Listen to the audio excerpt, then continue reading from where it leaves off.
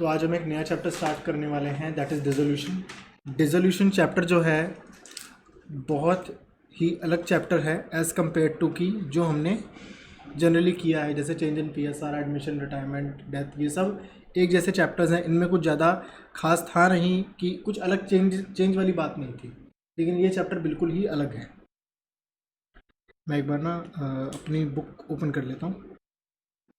ठीक है, ठीक है।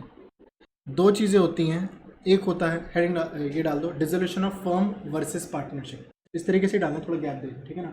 Dissolution of firm versus partnership.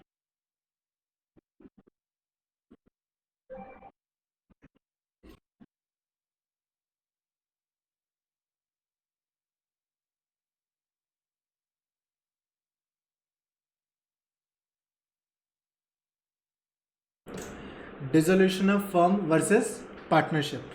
दो चीज़ें होती हैं, एक होता है फर्म का डिसोल्यूशन, एक होता है पार्टनरशिप का डिसोल्यूशन। कोई अगर बोलना चाहे, क्या लगता है क्या होता होगा ये सर डिफरेंस? फर्म मतलब सर पूरी फर्म बंद हो रही है। हाँ, पार्टनरशिप मतलब पार्टनर्स एक पार्टनर डिसोल्यूशन कर रहा है, क्या मतलब?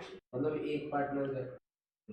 सर पार्टनरशिप मतलब सर पार्टनरशिप वाले फर्म को सारे मिलजुल के खत्म कर रहे हैं। और ये क्या, ये कौन कर रहा है? सर पार्टनरशिप वाले में एक पार्टनर मतलब एक पार्टनर खत्म हो रहा है केवल, वो तो वो हो गया ना, रिटायरमेंट हो गया, वही है ये। पार्टनरशिप का मतलब है रिलेशन में चेंज आना, या तो चेंज इन पीएसआर हो जाए, या एडमिशन हो जाए, या रिटायरमेंट हो जाए, या डेथ हो जाए, वो क्या है? पार्टनरशिप। Dissolution of partnership.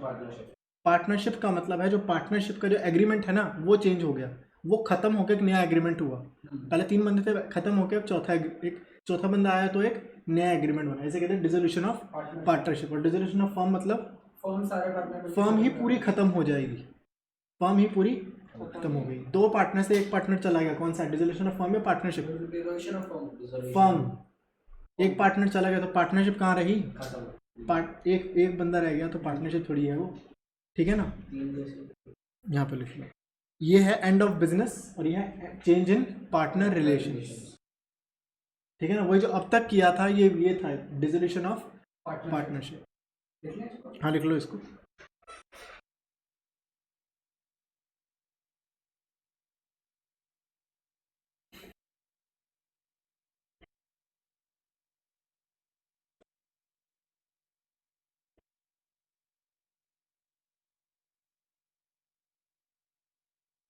ठीक है, अगली चीज आती है, अगर एक पार्टनर की डेथ हो गई तो क्या है वो?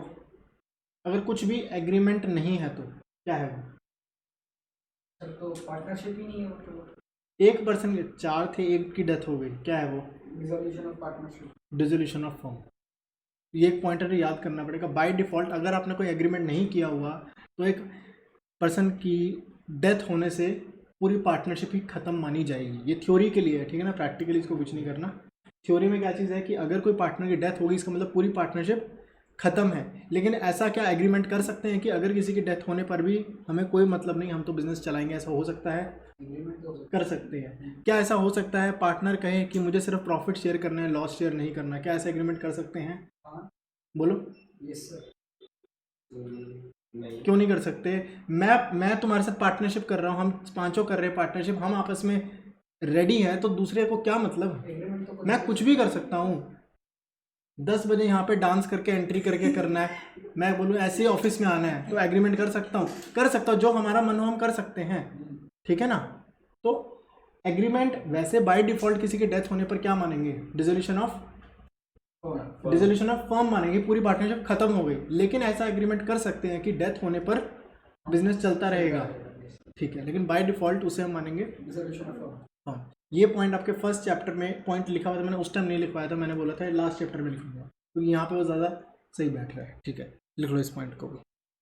On death of a partner there is dissolution of firm unless specified in partnership deed. जब तक अगर पार्टनरशिप डीड में लिखा है वो अलग बात होगी, ठीक है।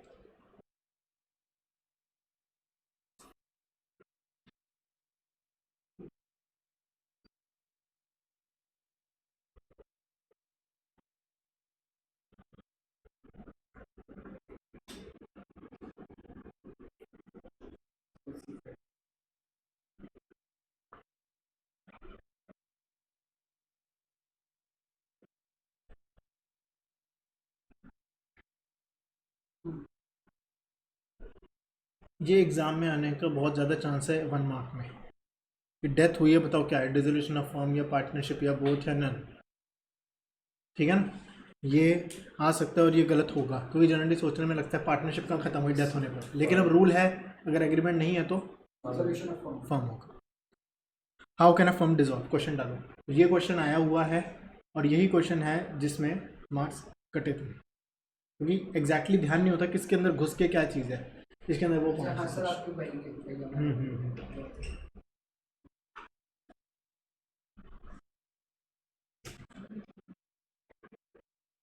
ठीक है, इसमें 4 तरह से डिसोल्यूशन हो सकता है। एक होता है म्यूचुअल एग्रीमेंट। म्यूचुअल एग्रीमेंट मतलब सब मिलजुल के डिसाइड कर आपस में डिसाइड कर लिया कि अब हम डिसोल्यूशन कर रहे हैं। कंपलसरी मतलब यही हो गया सर डेथ वाला। कंपलसरी मतलब करना ही है। अब कंपलसरी में भी 2 केसेस है। बिजनेस इज अनलॉफुल मतलब लॉ के कारण बिजनेस इलीगल हो गया। कैसे, प्रॉब्लम चल रही है क्या, जैसे पहले लीगल था अब इलीगल हो गया। कैसे, जैसे सर 2 में एक मर गया, एग्रीमेंट का जैसे? पालन नहीं 2 में एक मर गया तो इलीगली नहीं, इलीगल कहाँ से हो गया? किया। एग्रीमेंट का पालन नहीं किया। सर एग्रीमेंट का वो खत्म हो गया। नहीं, बिजनेस इलीगल कैसे हो गया? ड्रग्स बेचना चालू कर दिया। तो पहले लीगल कैसे था? पहले नहीं बेचते थे। सर कोई इम्पोर्टेंट पार्ट जैसे मतलब गुजरात में क्या बैन है, बिहार में क्या बैन है? लेकर हाँ, तो पहले लिकर का किसी की पार्टनरशिप थी नहीं ठीक। थी ना, अच्छा, अब- और बाद में इलीगल हो गई तो गवर्नमेंट कंपलसरी ने कर दी। नहीं, हाँ वो गवर्नमेंट ने कर दी तो बिजनेस इज अनलॉफुल। दूसरा reason all except 1 partner is insolvent. इसका कोई मीनिंग बता पाए, कोई सोच पाए ऐसा क्यों लैंग्वेज लिखी हुई है? या तो सारे पार्टनर, या तो सारे पार्टनर की लाइबिलिटी देने लायक सारे पार्टनर के पास अगर वो घर से भी पैसे लाए तो भी लाइबिलिटी नहीं चुका सकते, इसे कहते हैं इंसॉल्वेंट होना। या तो सारे या फिर एक को छोड़ के बाकी एक को छोड़ के क्यों? या फिर सारे या फिर एक। सारे या फिर सारे या फिर एक को छोड़ के सारे, ये लिखा हुआ है। सर वो अकेला सबकी लाइबिलिटी नहीं दे सकता ना, नहीं दे सकता है, वो दे सकता है। और वो देगा क्यों? अगर वो एक देगा, वो देना पड़ेगा, ये एग्रीमेंट होता है। याद करो, partnership is the relation between persons who have agreed to share profits in a business. आगे business carried on by all or of them acting for all. हाँ। तो वो सबके बिहाफ पर, और उनके बीच म्यूचुअल क्या होता है? एजेंट म्यूचुअल एजेंट रिलेशनशिप होता है, एजेंसी प्रिंसिपल एजेंट रिलेशनशिप। तो प्रिंसिपल एजेंट में करना पड़ेगा उसे। ये लायबल होगा। तो बताओ फिर यहाँ पे ऐसा क्यों लिखा ऑल एक्सेप्ट 1? तो सर वो एक्टिव पार्टनर होगा, उसकी कैपिटल नहीं लगेगी। नहीं, ऐसा कुछ नहीं, वो एक्टिव पार्टनर। आगे बोलो क्यों? इसकी भी पार्टनर एक बच के वो दे भी देगा तो पार्टनरशिप कहाँ बचेगी? ओ पार्टनरशिप थोड़ी होगी। Yes sir. एक बच गया तो पार्टनरशिप थोड़ी होगी। या तो सारे इंसॉल्वेंट हो जाए, या तो सारे के अलावा एक बच को गया छोड़ के। वो भी इंसॉल्वेंट हो जाए तो भी कंपलसरी डिसोल्यूशन होगी। क्वेश्चन ये आया था कि कंपलसरी डिसोल्यूशन कब हो सकती है, ठीक है ना? तो ये 2 उसके अंदर लिखने थे इस तरीके से, ठीक है ना? आपको याद करना पड़ेगा किसके अंदर क्या है, ये याद करना पड़ेगा। कमेंट्स में अब तक कोई चीज़ याद नहीं की, लेकिन ये है, ये याद करने पड़ेंगे। नोटिस मतलब कि नोटिस देना पड़ेगा। गवर्नमेंट नोटिस नहीं, एक पार्टनर नोटिस दे दे, ठीक है, सिंपल।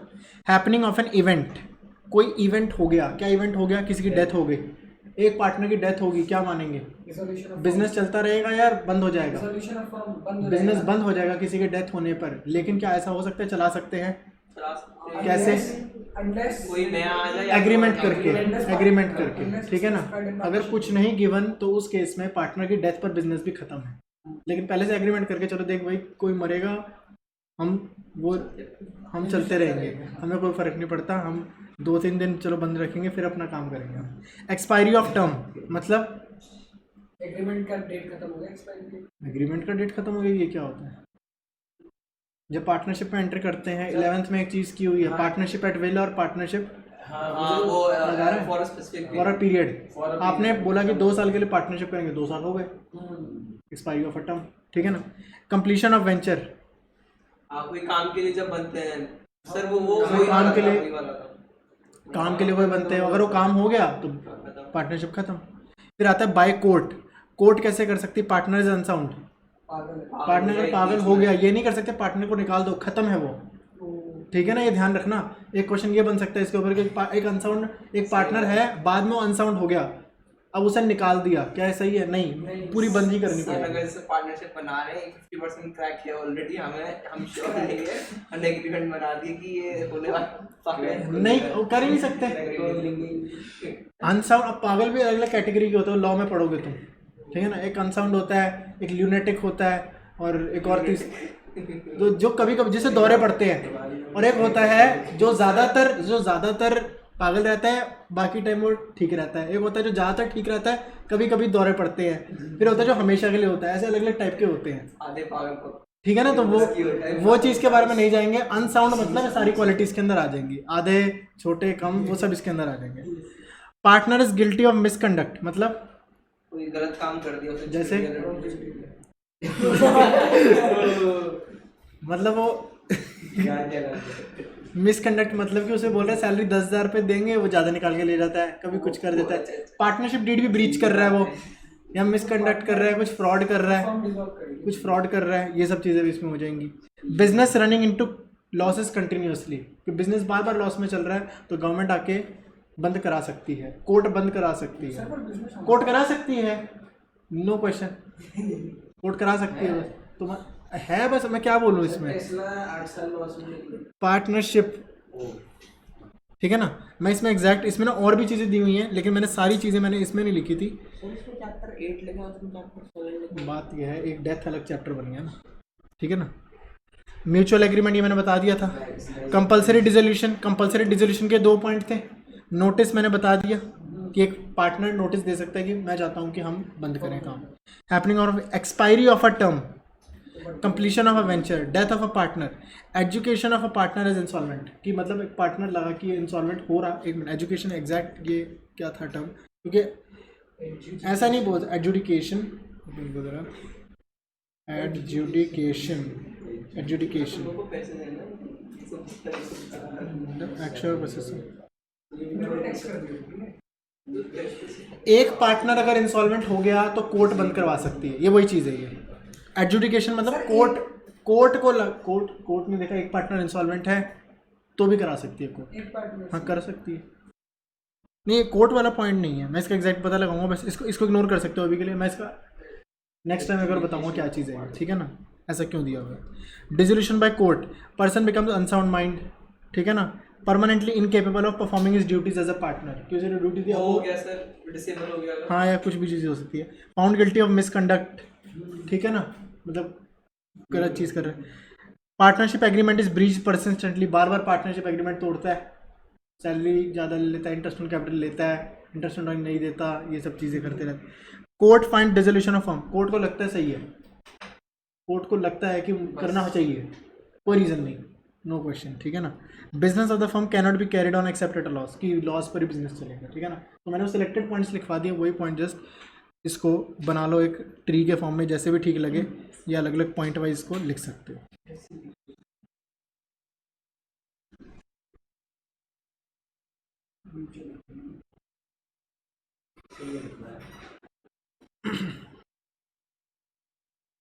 तो ये ध्यान रखना, हैपनिंग और फिर इवेंट के अंदर क्या क्या चीज़ें हैं, कोर्ट में क्या क्या चीज़ें हैं।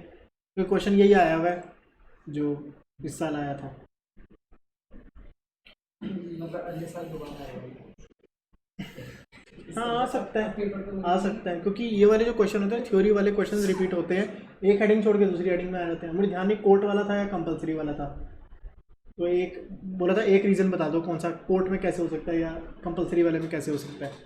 तो देखो ना, लगता है कि पार्टनर अनसाउंड हो गया तो कंपलसरी में भी तो लग रहा है ना कंपलसरी वाला, लेकिन कोर्ट में आई है, तो ये चीज़ थोड़ी कंफ्यूजिंग हो सकती है। तो उसमें एक चीज़ पूरी थी, हाँ, क्वेश्चन ये था कि पार्टनर इज अनसाउंड, तो बताओ कौन सी हेडिंग में आएगा वो, डिसोल्यूशन कौन करेगा, कोर्ट करेगा। कोर्ट करेगी।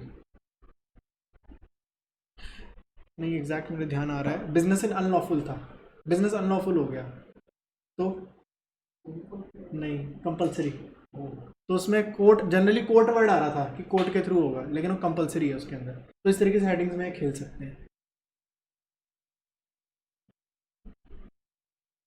कंपलसरी मतलब बस करना ही करना है। हाँ, वो लोग बात है कोर्ट ही करवाते हैं, लेकिन हेडिंग टाइप बनी हुई है, कराएगा तो कोर्ट ही।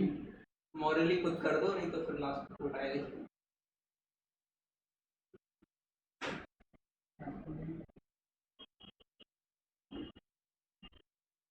मैंने शुरू में बोला था कुछ सेक्शंस थे, और अब इस चैप्टर में है 2 सेक्शन अभी आएंगे, वो करेंगे। सर ये मोर ऑफ थ्योरी है सर ये चैप्टर? नहीं नहीं, इससे ज़्यादा प्रैक्टिकल और इससे ज़्यादा दिमाग वाला चैप्टर नहीं है। आपने बताया कि चैप्टर ही गलत है सर एक तरीके से। वो बाद में बताऊंगा कैसे कैसे गलत है, देखते हैं कौन आइडेंटिफाई कर पाता है गलत है। कोई एंट्री वगैरह कुछ गलत नहीं है, लेकिन इसका कंसेप्ट गलत है। एंट्री का कंसेप्ट गलत है, फिर थ्योरी में गलत है। थ्योरी में नहीं, मतलब जब हम पूरी डिसोल्यूशन कर रहे होंगे ना, तो उसमें एक चीज़ है जो चलो देखते हैं कौन आइडेंटिफाई कर पाता है। जब चैप्टर खत्म होगा ना तब देखते हैं। हॉलीडे पैकेज जिसने बताया उसको अंडमान निकोबार आइलैंड का चलो प्लीज,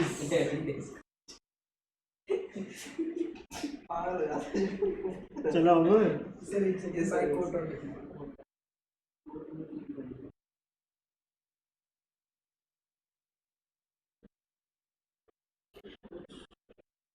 और हम लोग एक साथ पीछे चलेंगे।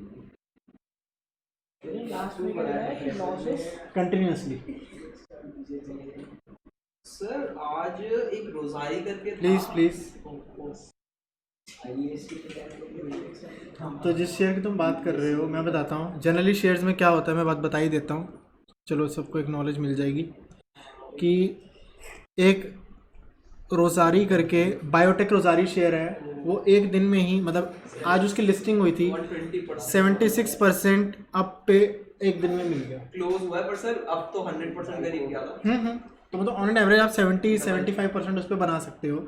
लेकिन इसमें कैच क्या है, वो जब इस अकाउंट्स की सेकंड बुक करोगे ना, उसमें इसका राज छुपा हुआ है, ठीक है ना। मैं फिर भी हिंट दे देता हूँ कि अगर कंपनी 1 लाख शेयर इशू कर रही है और ये शेयर अच्छा था, तो उस केस में इसमें ओवर सब्सक्रिप्शन हो गई कि 1 लाख शेयर कंपनी इशू करना, लेट्स से, और मान लो ऑर्डर इतने नहीं आते, 10 गुना, 20 गुना, 50 गुना, 100 गुना ऐसे आते हैं।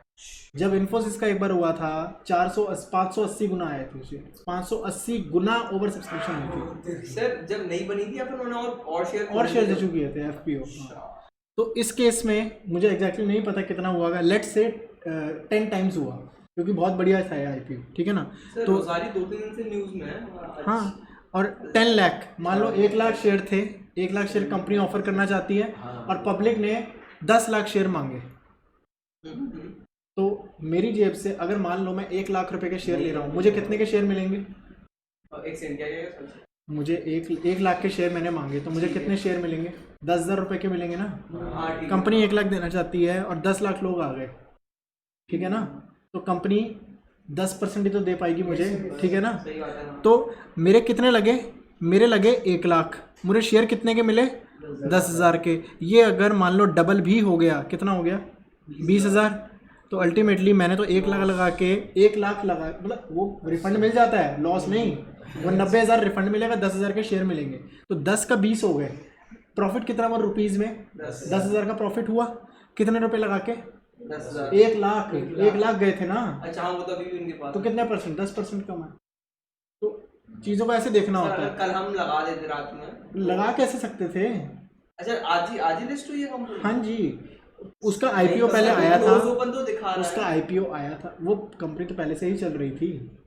अच्छा, नए और इन्होंने इशू करे। तो नए इशू के कंपैरिजन में वो 76% इतना बड़ा है। वो पुराने जो लिस्टिंग था पहले से, वो उसके हिसाब से वैसे नहीं हुआ, अगर सर किसी को पहले से पड़े हों उसके शेयर, तो वो ज़्यादा इंक्रीमेंट नहीं आया ना। शेयर मान लो, मुझे नहीं पता कितने का शेयर चल रहा है, मान लो 500 का चल रहा था, तो मान लो आज वो 500 का 520 हुआ, लेकिन जिसको शेयर मिले थे ना आईपीओ में, एफपीओ में, सॉरी फर्दर पब्लिक ऑफरिंग में, वो शेयर दे रहे थे मान लो 400 रुपये में, तो उसे तो 400 का 520 मिला ना। हाँ, पुराने वालों के लिए तो 500 का 520 हुआ है। जो एफपीओ शो वो कम रेट पे हुआ है, तो इसका और इसका कंपैरिजन बोले कि 70% 80% अब हुआ है। लेकिन अब होने का फ़ायदा क्या है, जब इतनी ज़्यादा, अब कोई बढ़िया कंपनी होगी उसमें तो ओवर ही आएगा, तो ओवर करके तुम सुपर नॉर्मल रिटर्न तो बना ही नहीं पाओगे। और कोई बेकार कंपनी, जैसे अभी येस बैंक का भी आया था, 97% सिर्फ सब्सक्रिप्शन हुई थी, अगर उन्होंने 1 लाख मांगे ना, 97,000 शेयर सिर्फ सब्सक्राइब होंगे, तो उस केस में वो नीचे भी गिरा।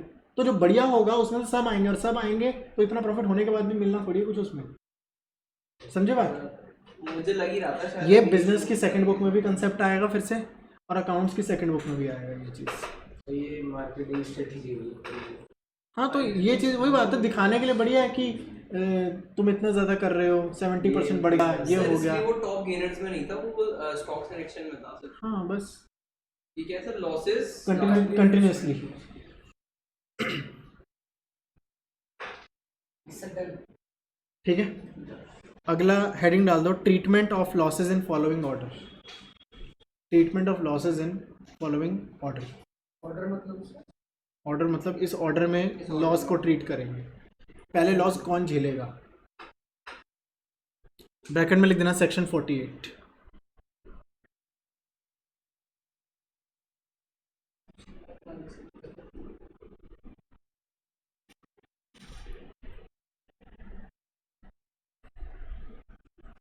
ठीक है, मैं बता रहा हूँ, लॉस जब भी हुआ, मान लो एक बहुत बड़ा लॉस हुआ, तभी शायद बंद कर रहे हैं, मान लो 10 लाख का लॉस हुआ, तो ये लॉस कौन झेलेगा?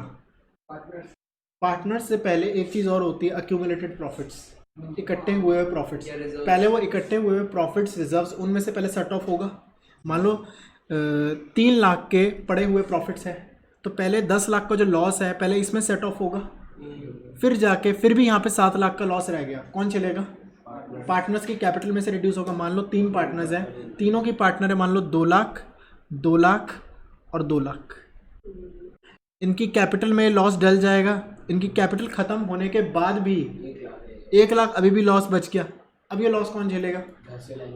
ये घर से लाएंगे पैसे। तो ऑर्डर क्या हुआ, सबसे पहले अक्यूमुलेटेड प्रॉफिट से बटेगा, लॉस पहले काटेंगे, फिर भी लॉस बच गया तो पार्टनर की कैपिटल में से काटेंगे, और फिर भी बच गया तो पार्टनर घर से लाएंगे। किस रेशियो में लाएंगे? जो रेशियो, और किस रेशियो में लाएंगे, ये रेशियो किसने बता दी? ये है। हाँ जी, बोलो बोलो। और उसके बाद जो सर सॉरी ये कैपिटल अकाउंट है, सर करंट अकाउंट में भी करंट अकाउंट में कैसे चला जाएगा? करंट नहीं, करंट अकाउंट में 1 लाख और पड़ा है जैसे, तो उसमें से भी तो उसमें से भी मतलब हर जगह से माइनस होगा, हर जगह से करेंगे। जिसने बता दिया 1 लाख किस रेशियो में होगा, उसके लिए कुछ है, चलो बताओ। सर ओल्ड पार्टनर गलत। ओल्ड, इसमें ओल्ड न्यू कहाँ से आ गया? वही एक्सिस्टिंग रेशियो पे हो जाएगा, एक्सिस्टिंग रेशियो पे ही होगा सर। नहीं होगा, नहीं होगा। सर वापस से डिसाइड करेंगे ये लोग कि क्या करना है, वापस से मतलब जिसके पास ज़्यादा पैसे होंगे सर। नहीं, एक्टिव पार्टनर। नहीं। ये बात के लिए ना एक कोर्ट में केस गया था, 2 लोग, मतलब पार्टनरशिप थी, तो एक पार्टनर था गार्नर और एक था, सच बोल रहा हूँ मैं, एक था मौर्य।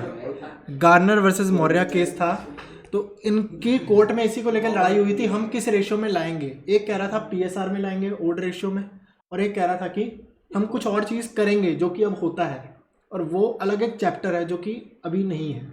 तो वो जो डिसाइड हुआ था ना उसके केस में, अब से जब भी किसी कोई भी लड़ता है तो ये एक famous case study Garner versus Maurya, तो ये केस स्टडी के हिसाब से पता लगाता है कैसे करते हैं। पार्टनर का डेबिट बैलेंस है तो अलग तरह से होगा, तीनों पार्टनर के क्रेडिट बैलेंस है तो ऐसे होगा, और होगा भी तो फिर कुछ और रेशियो निकलती है, फिर उस हिसाब से ये बढ़ता है। ठीक है, यहाँ मैंने थोड़ा सा हिंट दिया है, थोड़ा तो मतलब जिसमें बढ़ता है अभी वो हमें पता नहीं, वो नहीं पता, लेकिन हमें याद करने के लिए हमें पता होना चाहिए प्रॉफिट शेयरिंग रेशियो। और भी क्या है, सैक्रिफाइसिंग कोई निकलनी नहीं, न्यू कोई आना नहीं, तो ओल्ड ही तो बचा। ठीक है ना, तो लॉस जब भी डिस्ट्रीब्यूट होंगे, सबसे पहले लॉस कहाँ से राइट ऑफ होंगे?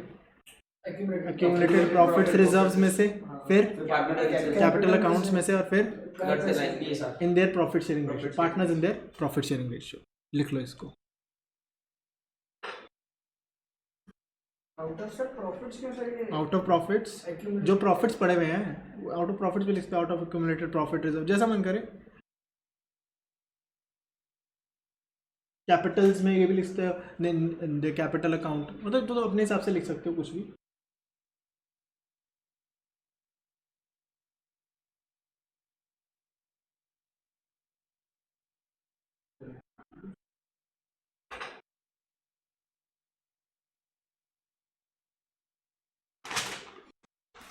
और आप में ऐसा, ये सिर्फ थ्योरी की बात है, ये प्रैक्टिकल में नहीं आएगा कि ख़त्म हो गया अब पार्टनर ला रहे हैं, वो चीज़ नहीं होगी।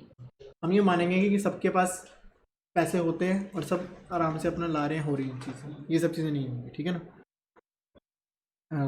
अगला लिखो question, application of assets in the following order, ये है सेक्शन 48, ये भी सेक्शन 48 ही है। एप्लीकेशन ऑफ एसेट मतलब कैसे? मतलब एसेट बेचेंगे तो पैसे सबसे पहले किसको मिलेंगे? पूरी बिजनेस बंद कर रहे हैं, एसेट्स बेचे, सबसे पहले किसको पे करेंगे? Liabilities, liabilities, outside liabilities. फिर किसको पे करेंगे? पार्टनर्स, पार्टनर्स में भी किसको पहले? Sacrifice. Partners loan. Partners loan, सबसे पहले पार्टनर का लोन, फिर पार्टनर के लोन के बाद फिर प्रॉफिट शेयरिंग, पार्टनर की पार्टनर की कैपिटल हाँ कैपिटल अकाउंट में तो कैपिटल अकाउंट। मान लो रेशियो है 1:1, कैपिटल 4 लाख, 3 लाख, 1 लाख। अब बताओ क्या? 4-3-1 ही देंगे। 1-1 4-3-1 की रेशियो में होगा। कैपिटल दे रहे हैं ना, ठीक है ना, ये पूछा नहीं जाएगा, ठीक है ना, सिंपल हमें बताना चाहिए। पहले किसको देंगे? पे करेंगे outside liabilities, third party liabilities, फिर पार्टनर्स लोन, फिर डिस्ट्रीब्यूटेड कैपिटल, फिर capital among the partners capital. और फिर भी पैसे बच गए तो फिर भी पैसे बच गए। मान लो 4 लाख, 3 लाख, 1 लाख था, 1 लाख और बच गया। और मान लो 1 लाख और बच गया। अब वो प्रॉफिट शेयरिंग रेशियो में दे देंगे। ओके, ये और फायदा हो गया ना। अरे क्यों नहीं हो सकता? बात समझे नहीं समझे? एग्जाम्पल लेने की जरूरत तो नहीं है ना इसमें कि 10 लाख थे, फिर 2 लाख भार वालों को देने थे, दे दिए, फिर भी 8 लाख बच गए, फिर सबके बीच में 7 लाख बढ़े, 7 लाख बढ़ दिए, फिर भी 1 लाख बच गए। अभी 1 लाख किसके? उन्हीं के प्रॉफिट शेयरिंग रेशियो में, ठीक है ना। तो ये लिख लो ऑर्डर। इसको एक मिनट रुको, इसका ऐसे मत लिखना क्योंकि यही है पूरा चैप्टर। यही इसको खोल दूंगा ना, यही पूरा चैप्टर है। मतलब अब ये माइंड में आया, ये देखते ही मुझे लगा क्लिक हुई वो बात। इस तरीके से लिखना 1 2 3 4, इस तरीके से लिखना, ठीक है ना। सबसे पहले नहीं स्पेस नहीं छोड़ना। सबसे पहले होगा third party dates,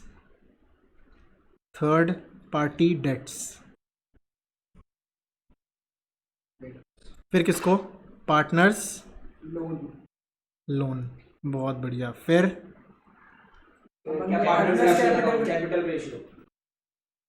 capital ratio की बात मत करो यहाँ पे, ठीक है ना। पार्टनर्स कैपिटल बस। फिर profit sharing ratio, partners capital, फिर लिखो प्रॉफिट शेयरिंग रेशियो। कौन सी? करेंट एक ही तो है, ठीक है ना, इसमें नहीं सोचना, ठीक है। तो जो हमारा चैप्टर है ना पूरा, उसमें भी जब भी क्वेश्चंस आएंगे बोलेंगे मेक नेसेसरी लेजर अकाउंट, तो उसमें भी 4 ही अकाउंट बनेंगे। 4 अकाउंट कौन से? थर्ड पार्टी, बाहर वालों को पे करने के लिए एक अकाउंट बनेगा, उसे कहते हैं रियलाइजेशन अकाउंट। पार्टनर लोन की पेमेंट के लिए एक अकाउंट बनेगा, उसे कहते हैं, बोलो, loan account. Partners loan account. Loan की पेमेंट कैसे करते हैं? लोन टू बैंक, एक लोन अकाउंट बना लेंगे, ठीक है ना। पार्टनर्स लोन अकाउंट, इसमें इंटरेस्ट वगैरह कुछ नहीं होना, ठीक है ना। पार्टनर की कैपिटल की पेमेंट करने के लिए अकाउंट बनेगा, उसे कहते हैं पार्टनर्स कैपिटल अकाउंट। और प्रॉफिट शेयरिंग रेशियो का नहीं है, मतलब अलग से बताऊंगा। और इन सब का हिसाब कहाँ करेंगे? Balance sheet. अरे बैलेंस शीट तो खत्म है, बिजनेस तो खत्म सर है। एंडिंग की बनाएंगे नहीं क्या? नहीं क्यों अरे खत्म ही हो गया तो बैलेंस शीट तो 0 बच गया ना। कैपिटल भी पे कर दी, सब कुछ कर, तो बैलेंस शीट तो कुछ खाली बनेगी ना। कैपिटल, इन सब का हिसाब कहाँ शो करेंगे? बैलेंस शीट ही करके कैपिटल अकाउंट। P&L P&L क्या? कैपिटल अकाउंट नहीं, हिसाब करना। हिसाब किस चीज़ का करना है? बिजनेस का। नहीं, हिसाब मतलब ये क्या, इसमें क्या चीज़ का हिसाब करना है? बिजनेस बंद कर रहे हैं, सर, रियलाइजेशन मतलब बिजनेस क्या कर रहे हैं? मैं इनमें से कुछ भी नहीं अकाउंट। मुझे ये बताओ, जब बिजनेस बंद कर रहे हैं तो क्या करते हैं? एसेट्स बेचते हैं, एसेट्स को बेच के पैसे आते हैं और पैसे की पैसे बांटते हैं। तो इन सब का हिसाब कैश अकाउंट, ओके, ठीक है ना। कैश और बैंक है तो क्या करें? कैश बनाए बैंक बनाए? दोनों। कैश या बैंक? एक से कैश और बैंक दोनों है। तो कैश अलग बैंक अलग है, तो क्या करें? यार एक ही तो बनती है सर, कैश बुक नहीं। तो बनती है। एक अकाउंट में 2 कॉलम। नहीं, वो यहाँ पे वो 11th वो नहीं करनी है, ठीक है ना। बात समझो जरा, या तो कैश बना लो या तो बैंक बना लो। कैश को बैंक में डाल दो या बैंक को कैश में डाल दो। कैश को बैंक में डालने की एंट्री क्या होती है? Cash to bank, bank to cash. Cash को बैंक में डाल रहे हैं, बैंक टू कैश। बैंक बढ़ेगा तो बैंक एसेट है, बैंक बढ़ता है डेबिट करके तो बैंक टू कैश। और कैश को बैंक में डाल रहे हैं तो cash to bank. Bank to cash. मैंने वही चीज बोली है, ठीक है ना। और कैश को बैंक में डाल रहे हैं बैंक टू कैश। तो समझ गए ना क्या चीज़ है। Yes sir. 4 अकाउंट बनेंगे। पहले रियलाइजेशन में क्या होगा, रियलाइजेशन में प्लीज ध्यान देना, रियलाइजेशन का मतलब बाहर वाले को पेमेंट करना। सर स्टॉक में भी तो रियलाइजेशन बनाते हैं सर। अरे प्लीज नहीं, वो रिवैल्यूएशन है, वो सर बुक में रियलाइजेशन वो गलत दिया हुआ है, वो गलत दिया हुआ है। बाहर वाले को सबसे पहले बाहर वाले को पेमेंट होगी किस अकाउंट के थ्रू, रियलाइजेशन, फिर होगी पार्टनर्स लोन, फिर होगी पार्टनर्स कैपिटल, और इन सबका हिसाब होगा कैश अकाउंट में। सिंपल, ठीक है ना, ये चीज़ है। और यहाँ पे लिख दो कैश अकाउंट, कैश और बैंक अकाउंट, और दोनों आगे तो पता है क्या करना है, ठीक है ना। कैश को बैंक में, बैंक को कैश में, कुछ भी बना के कर सकते हैं। यही चैप्टर है। अभी करना कैसे वही तो है थोड़ी दिक्कत। हाँ जी बोलो। जैसे पार्टनर्स लोन अकाउंट है एग्जिस्ट करता है सर, हमने उसकी इंटरेस्ट ड्यू कर दी, मान लो मार्च की कर दी इंटरेस्ट ड्यू, अगली बार इंटरेस्ट ड्यू हमें मतलब साल में एक बार हो गया, अगली मार्च को हो गया वही, और तभी पेमेंट होगा। और सर 3 महीने बाद ही फॉर्म बन लो वही। हाँ, तो 3 महीने तक का इंटरेस्ट ड्यू करके पे करो, होगा ना। हाँ ठीक है ना। मेरा एक क्वेश्चन है, हाँ जी। घर पे भी पैसे खत्म हो गए, घर पे भी पैसे नहीं बचे, तो वो सिलेबस में नहीं है, वो सिलेबस में नहीं है, उसका अलग केस है। वो केस वो उसमें गार्डनर वर्सेस मौर्य भी लगेगा, तो वो उसमें वो सब चीज़ें आ जाएंगी, ठीक है ना। तो वो सिलेबस में नहीं है। हम ये मानते हैं सबके पास घर पे पैसे हैं, सब ला सकते हैं पैसे, तो पैसे कम पड़ेंगे तो आ जाएंगे। जैसे वहाँ बैलेंस शीट मैच करनी होती है, यहाँ पे कैश अकाउंट मैच होता है, ठीक है ना। इसमें कैश लास्ट में 0 बचता है, क्योंकि सब कुछ अल्टीमेटली कुछ भी एक्स्ट्रा पैसे बचेंगे वो तो पार्टनर के बीच में प्रॉफिट शेयर में डिस्ट्रीब्यूट हो ही जाएंगे ना। फॉर्म में कुछ नहीं बचा तो कैश भी 0 होगा। तो ठीक है ना, कैश 0 बचेगा, ऑटोमेटिकली बैलेंस करके 0 आएगा, मतलब डेबिट और क्रेडिट वाला कैश अकाउंट बचेगा, ठीक है ना। रियलाइजेशन अकाउंट जो होता है उसका नेचर होता है नॉमिनल। नॉमिनल मतलब खर्चे डेबिट और खर्चे डेबिट, इनकम क्रेडिट, वही सिंपल, अरे वही रिवैल्यूएशन जैसा ही तो है, ठीक है ना। स्टॉक की वैल्यू बढ़ गई, स्टॉक की वैल्यू बढ़ गई, क्या करें, स्टॉक की वैल्यू बढ़ गई, क्रेडिट नहीं बाय कैश। अरे बढ़ गई तो बेच दिया ना, बढ़ गई तो बेच दिया, बढ़ गई तो बेच दिया, बाय कैश या बाय बैक जो भी बना रहे हो, समझे ना। अरे कैश की वैल्यू बढ़ गई, कैश टू स्टॉक हो जाएगा ना। कैश टू स्टॉक नहीं होगा, चलो अभी मैं एंट्री में नहीं लाने जाना, नॉमिनल अगर तो समझ गए ना, क्योंकि एंट्री ये नहीं होगी, एंट्री स्टॉक की वैल्यू बढ़ाएंगे सर। नहीं बढ़ाएंगे, नहीं करनी। इसमें ऐसा लगेगा थोड़ा सा ना, लगेगा कंप्लीट सा नहीं है, जिसको बनाएंगे ना फिर धीरे धीरे करके समझ आएगा वो चीज़। लोन अकाउंट का नेचर क्या है, पर्सनल, इसको लिखने की भी जरूरत नहीं है, कैपिटली पर्सनल है, कैश बैंक एसेट है, मतलब बढ़ेगा तो डेबिट, कम होगा तो क्रेडिट, ठीक है ना। लिखने का वैसे मतलब नहीं है इन सबका, ठीक है ना। तो ये चीज़ है, इसी के ऊपर है, और इसी ऑर्डर में पेमेंट करनी है। पहले इसमें पहला स्टेप रहेगा पूरी बैलेंस शीट खाली करना, खाली मतलब पूरी तरीके से ही खाली करना। एक तो होता है कि हम सिलेक्टेड चीज़ें करते हैं, इसमें पूरे ही खाली हो जाती है, फिर हम पेमेंट करते हैं। पेमेंट किसको पहले करेंगे, पहले रियलाइजेशन अकाउंट में पेमेंट करेंगे, फिर हम पार्टनर्स लोन में पेमेंट करेंगे, और फिर हम रियलाइजेशन का प्रॉफिट लॉस वगैरह है वो बांट देंगे, फिर देखेंगे पार्टनर को कितना पे करना है, पार्टनर से कितना मंगवाना है, और सबका हिसाब cash account bank account match हो जाएगा। ये लाइन जब चैप्टर खत्म होगा ना, तब ये जो बोला है अभी वो अच्छे से क्लियर होगा, अभी नहीं होगा अच्छे से। सर फिर कंपैरेटिवली टफ है सर एडमिशन वगैरह से। हाँ थोड़ा सा है इसमें मतलब कैलकुलेशन या उतना दिमाग नहीं लगाना है, लेकिन दिमाग अलग सेंस में लगाना है, ठीक है। अगला लिखो, payment of firms debt and private debt, section 49, ये लास्ट है theory. Payment of firms debt and private date,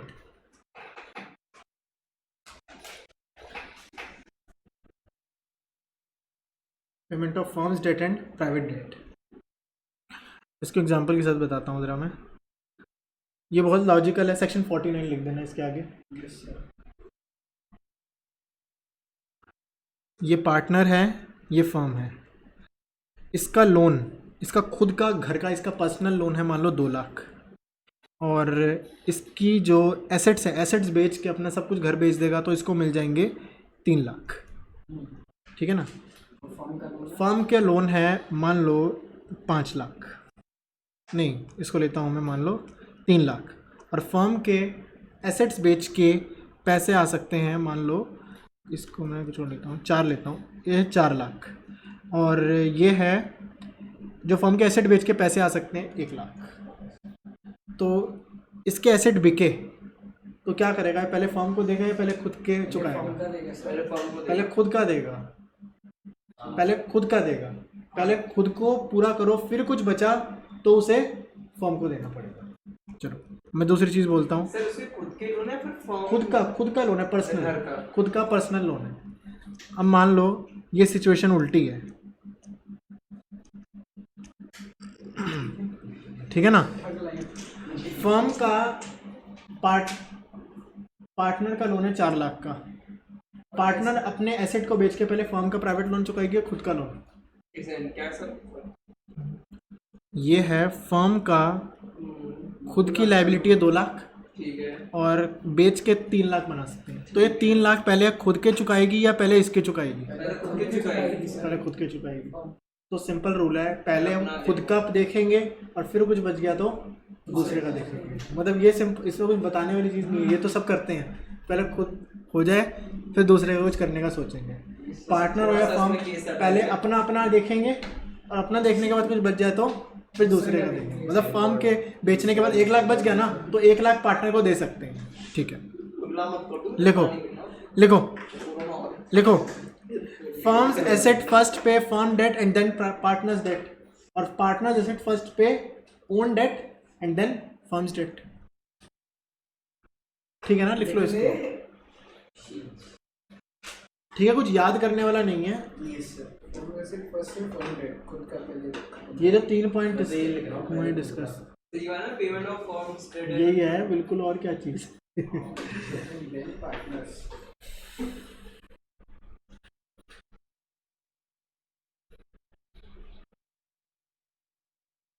अब मेरे को प्रोसेस समझाना पड़ेगा क्या हो रहा है। नहीं हो सकता ये नहीं हो सकता। ये तो इतनी इसमें चीज़ें हैं, इतनी इसमें चीज़ें होगी। थ्योरी जितनी होनी थी बस हो गई, यही है थ्योरी सारी। अब अकाउंट बनाने हैं।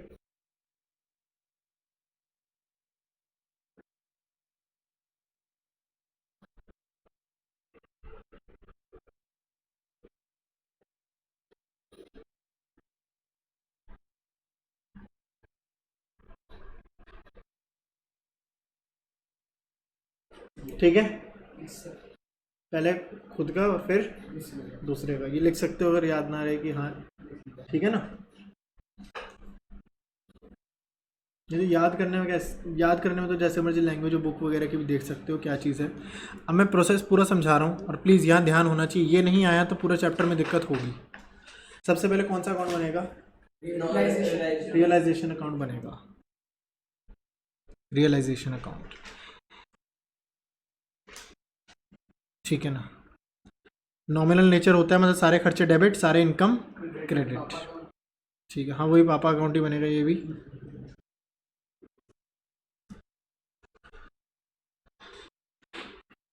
डिसोल्यूशन का मतलब क्या होता है? खत्म। क्या? फॉर्म फॉर्म खत्म, मतलब सारे एसेट्स लाइबिलिटीज खत्म।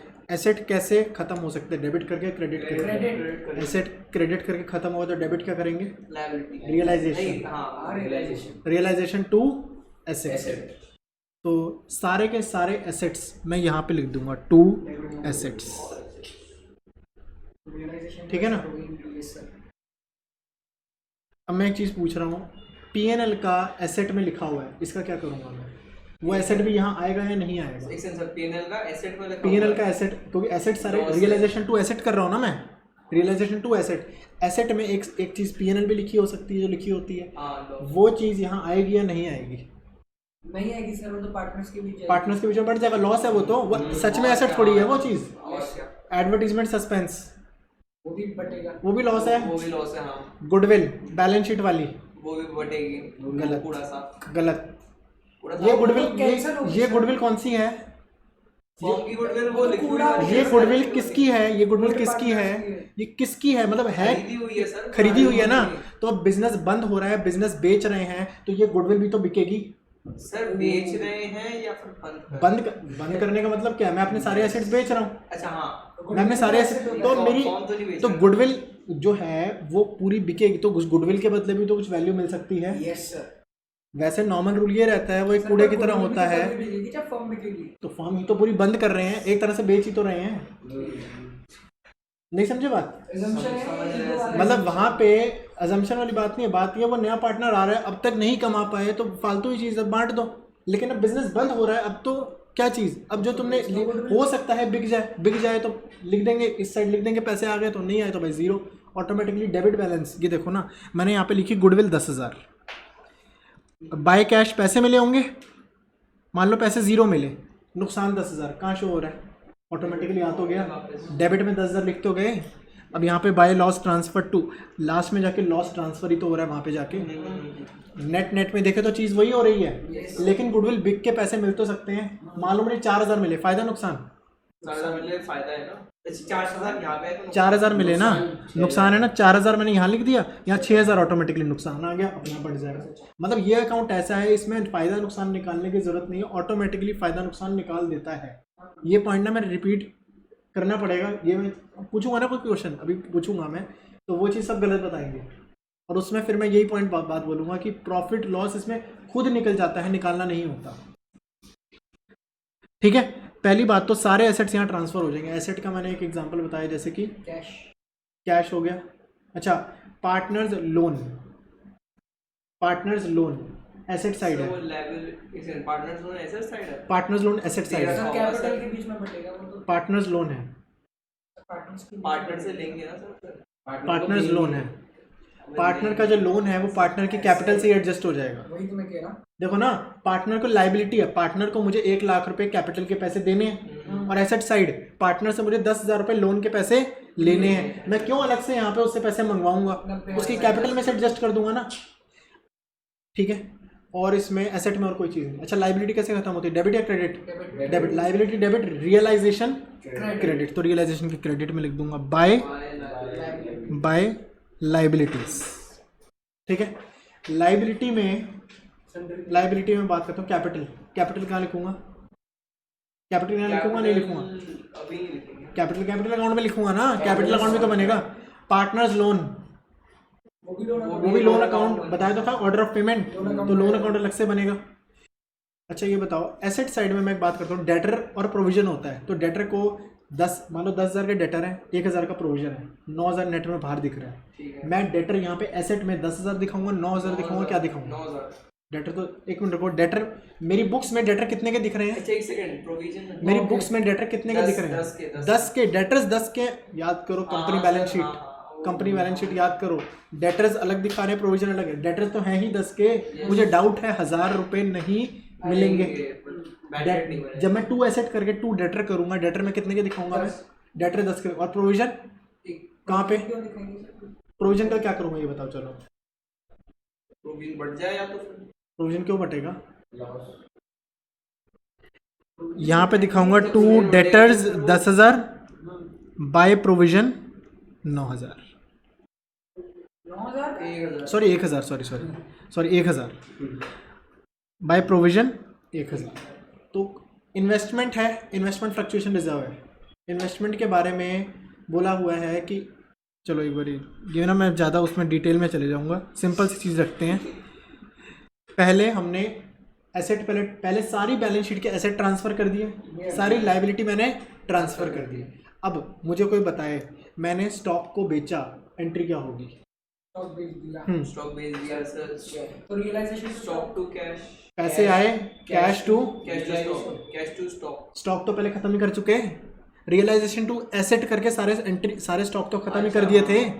अब कोई भी एसेट का नाम, कोई भी लाइबिलिटी का नाम नहीं आएगा, सीधा रियलाइजेशन आएगा। अब बात समझे नहीं समझे? अब हर एसेट का नाम रियलाइजेशन है, हर लाइबिलिटी का नाम रियलाइजेशन है। सारी चीज़ रियलाइजेशन में तो मैंने डाल दी, सारे एसेट उठा के रियलाइजेशन में, सारे लाइबिलिटी उठा के रियलाइजेशन में। पैसे मिले एसेट से, एंट्री क्या होगी? Cash to realisation. मुझे पैसे मिले स्टॉक को बेच के, कैश टू रियलाइजेशन। मुझे पैसे मिले ये करके, कैश टू रियलाइजेशन। ठीक है ना? लाइबिलिटी पे की, रियलाइजेशन टू कैश। मैंने बैंक लोन पे किया, रियलाइजेशन टू कैश। मैंने पार्टनर लोन पे किया, partner loan to cash, partner loan to cash. Partner loan यहाँ थोड़ी आता है, पार्टनर लोन तो अलग बनता है। समझ गए? इस तरीके से सोचोगे तो ज़्यादा सही रहेगा, नहीं तो इसी में कंफ्यूज हो जाओगे। समझे क्या चीज़ हो रही है? हर चीज़ रियलाइजेशन के थ्रू होगी। एक क्रेडिटर है, वो मेरा फर्नीचर लेके चला गया, एंट्री बोलो। क्रेडिटर फर्नीचर लेके चला गया, हाँ। तो सर क्रेडिटर को डेबिट कर देंगे, सर क्रेडिटर को डेबिट कर देंगे, furniture to creditor. Furniture creditor तो पहले से खत्म है, रियलाइजेशन टू कैश, कोनो एंट्री कुछ नहीं करनी। अरे वैसे एंट्री क्या होती? Creditor to furniture, creditor furniture तो पहले से ही खत्म है, समझे नहीं समझे? वो तो पहले से एंट्री, अगर फिर भी बोलने को एंट्री बोले, रियलाइजेशन टू रियलाइजेशन, समझे नहीं समझे कैसे हुआ? वो रियलाइजेशन के अंदर, रियलाइजेशन के अंदर ही वो पहले से ही कर चुके एंट्री तो। अच्छा, क्रेडिटर 10,000 का 50,000 के एसेट लेके चला गया और उसमें हमने माना फुल सेटलमेंट, हमने उसे बोला नहीं कि कुछ मिलना है, कुछ देना है, कुछ नहीं, क्या हो गया? जितना सेटलमेंट का फायदा हुआ उतना हम लोग यहाँ पे गलत, फायदा खुद कैलकुलेट कर लेता है ये, मैंने बोला था ये फायदा खुद कैलकुलेट कर लेता है। मतलब मैंने अगर यहाँ पे मैं दिखाता हूँ कैसे, मैंने यहाँ पे 50,000 के एसेट है, 50,000 का फर्नीचर है, ये 10,000 का, सॉरी हाँ, ये 50,000 के मेरे ये एसेट हैं और ये 10,000 का मेरा क्रेडिटर है। मेरी 50,000 की चीज़ मेरे को किसी को 10,000 देने थे, वो मेरी 50,000 की चीज़ लेके चले गए, फायदा नुकसान हो गया। वैसे एंट्री इसकी नो एंट्री होगी ना वैसे तो, क्योंकि क्रेडिटर फर्नीचर को लेके चला गया, क्रेडिटर फर्नीचर क्रेडिटर सारे के सारे मैं रियलाइजेशन तो मैं डाल ही चुका हूँ पहले से, ठीक है ना। यहाँ पे देखो नेट में अपने आप लॉस हो गया 40,000, ये अकाउंट ऐसा है, इसमें प्रॉफिट लॉस नहीं निकालना, समझे? 40 कैसे आ जाएगा? अरे ये यार इसमें बैलेंस करो ना, कौन सी साइड भारी है? 50 उधर गए, लॉस आ गया अपने आप 40 का। तो ये पहली बात तो समझना पड़ेगा, जो कन्वेंशनल तरीके से अब तक अकाउंट्स कर रहे थे कि एसेट बढ़ गया, कम हो गया, स्टॉक बढ़ा, ये कम हुआ, वो कुछ भी नहीं, हर चीज़ रियलाइजेशन के थ्रू। और दूसरी चीज़ प्रॉफिट लॉस नहीं निकालना, ठीक है। चलो एक चीज़ और पूछता हूँ, ये तो हर अकाउंट में हो सकता है। 10,000 के डेटर, 1,000 का प्रोविजन, 2,000 रुपीज़ के हो गए बैड डेट, एंट्री बोलो। 2000 सर 1,000 और कम ये गायब कर देंगे, 1,000 और कम गायब क्या कर देंगे, तो लिखे पड़े हैं ना पहले से ही। अच्छा जब बेड डेट्स इतना तो है, ये 1,000 का तो कर लिया, 1,000 की एंट्री करनी पड़ेगी सब बाय बेड डेट्स। हाँ सही कह रहा है सर, सोचो गलत कर रहे हो। और सुनो, by bad sir debt debt to realisation. क्या बैड डेट, नए अकाउंट क्यों बना रहे हो? नए अकाउंट हमें सिर्फ 3 अकाउंट बना सकते हैं, कौन सा? या तो कैश बनेगा या तो कैपिटल में जाएगा, ये तो 2 जगह जा सकता है, कैश और कैपिटल ही तो आना है। By bad debts. अरे बैड डेट्स क्यों, नए अकाउंट क्यों बना रहे हो? बिजनेस बंद कर रहे हो तुम और अकाउंट खोल रहे हो। Realisation to cash, realisation to cash को कैश गया कहीं, कैश गया है कहीं, कैश गया है कहीं, ये रखा है कैश बोलो। रियलाइजेशन टू रियलाइजेशन सब वो तो लिखा हुआ होगा ना बेड डेट, इसके बाद होगा बेड डेट। इसके बाद होगा बैड डेट, बोलो। सर रियलाइजेशन टू रियलाइजेशन हो जाएगा सर। तुम नहीं सब नीचे फिर 2,000 क्यों सोचो, सर मैं लिख ही नहीं रहा। 2,000 बैड डेट हो गए, मतलब क्या है, बाकी 8,000 ने पैसे दिए हैं, हाँ बाकी 8,000 ने पैसे दिए, इसका मतलब तो यही होगा ना, बिजनेस बंद कर रहे हैं, हमें पता चला 2,000 से पैसे नहीं मिल रहे, इसका मतलब क्या है 8,000 से पैसे मिल रहे हैं, एंट्री क्या होगी, कैश यूटिलाइजेशन कितना 8,000। 8,000, यहाँ पे लिख दिया मैंने 8,000, और ये अपने आप लॉस प्रॉफिट निकाल लेगा, ठीक है ना। अब देखो, अब आगे एक बार अपने आप पहले निकाल के देखते हैं, पहले खुद निकाल 10,000 के डेटर थे, 1,000 तो मैंने पहले लॉस मान लिया था। नॉर्मल एंट्री याद करो, रिवैल्यूएशन जब पहले करते थे तो एक एंट्री क्या होती, bad debt to debtors, bad debt to debtors 2,000, अब बैड डेट में से 1,000 तो जाते थे, इस प्रोविजन में से लेसे जाते थे, और बाकी 1,000 रिवैल्यूएशन में जाते थे। डेटर मेरे कितने के दिखेंगे, 8,000 के, नुकसान 10 के, डेटर अब कितने के हो गए, 8 के, नुकसान कितना हुआ एक्चुअल में, 2,000 का बैड डेट हुआ है ना, तो यहाँ पे भी देखो 2 आ रहा होगा आंसर, 1 आ रहा है। अरे एक तो पहले से हमने मान लिया था ना, रिवैल्यूएशन देखो ना, सॉरी रिवैल्यूएशन में कितना का नुकसान मानते हो, 1,000 का तो पहले से प्रोविजन बना हुआ था, वो तो पिछले साल नुकसान मान लिया था ना, तो 1 का तो नुकसान हुआ, देखो ऑटोमेटिकली 1 आ गया। तो इसमें निकालना, प्रॉफिट लॉस नहीं निकालना, ये अच्छी बात है, लेकिन अब एक अलग एक सोच है जो इसमें बनानी पड़ेगी थोड़ी सी, सोच नहीं करनी पड़ेगी, ठीक है ना। ये कंपैरेटिवली दूसरों से इंटरेस्टिंग है चैप्टर, इसमें कोई भी ऐसा क्वेश्चन कर लेते हैं, मजा आ जाएगा। क्वेश्चन अब क्वेश्चन करते हैं इसका, सीधे सर वो तो बता दो, क्या बता दूं, कैपिटल अकाउंट का वो सब। अरे वो तो सब आता है सबको, capital account, cash account, capital account, loan account, capital account, cash account, वो तो सबको पता है, सबको कैश में कन्वर्ट करना। ठीक है ना। सेटलमेंट ऑफ अकाउंट्स की बात होगी, इसमें एग्जांपल दिए पड़े, firms debt, outsider debt, dissolution, ठीक है। अभी मैंने इन्वेस्टमेंट फ्लक्चुएशन आया नहीं, चलो वो क्वेश्चंस के थ्रू ही होगा, वो तो हो जाएगा सर, आइए पर नहीं होगा। वर्कमैन का ऐसा है, तुम वो सब तुम तो वर्कमैन वाले में बता रहा हूँ, वो तो अलग ही चीज़ हो जाएगी। तोड़ने वाला चलो पार्टनर रिस्पॉन्सिबिलिटी थोड़ी ना ज्यादा हाथ पैर पड़ेगी। चलो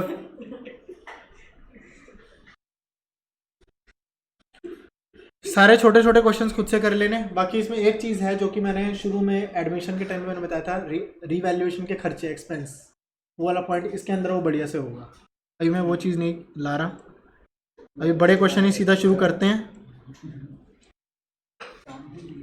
रियलाइजेशन अकाउंट है, लो CBSE सैम्पल पेपर का है ये क्वेश्चन। सबसे पहले इसमें क्या स्टेप होना चाहिए? बैलेंस शीट खाली, बैलेंस शीट खाली मतलब वो तो देख लो, चलो ठीक है वो तो है ही। रियलाइजेशन अकाउंट, चलो चलो सिर्फ रियलाइजेशन अकाउंट बनाना है, बनाओ। और बहुत बड़ा अकाउंट बनता है ये बहुत बड़ा अकाउंट बनता है, समझ लो आधा 70% पेज आ जाता है, 70% 60% पेज इसमें इतने में होता है। एक ही पेज में कौन सा क्वेश्चन? 19 question number 19। इसमें ये पढ़ते ही पूरी बैलेंस शीट, एक भी एडजस्टमेंट जैसे पढ़ते थे ना पहले वर्कमैन वाला। और इसमें एक चीज़ बताना भूल गया, जो भी क्रेडिट साइड लिखो ना, हल्का सा एक इमेजिनरी लाइन ड्रॉ करके अपने मन में एक लाइन छोड़ना। मैं बताऊंगा क्यों, इसके पीछे का रीज़न। ये छोड़ोगे मैं बता रहा हूँ, नहीं एडजस्टमेंट कुछ नहीं आएगा। मतलब हल्की सी यहाँ पे लाइन छोड़नी है, यहाँ पे लाइन क्यों छोड़नी है ये बताओ जरा। यहाँ पे लाइन छोड़नी है, 2 बाय लिखने के बाद भी एक लाइन छोड़नी है, मैं बताऊंगा कैसे। अरे कुछ नहीं, LF बना देता फिर तो मैं सीधा, फिर तो बनवा देता। और कोई देख लेना बुक वगैरह, कोई बुक वगैरह देख लेना, कहीं बुक में कोई लाइन नहीं छोड़ी हुई, ये मेरा तरीका है। ठीक है चलो, रियलाइजेशन अकाउंट ठीक है ना, बन गया? ठीक है, मैं इसको पहले मैं बड़ा बना दूँ ज़रा इसको थोड़ा सा।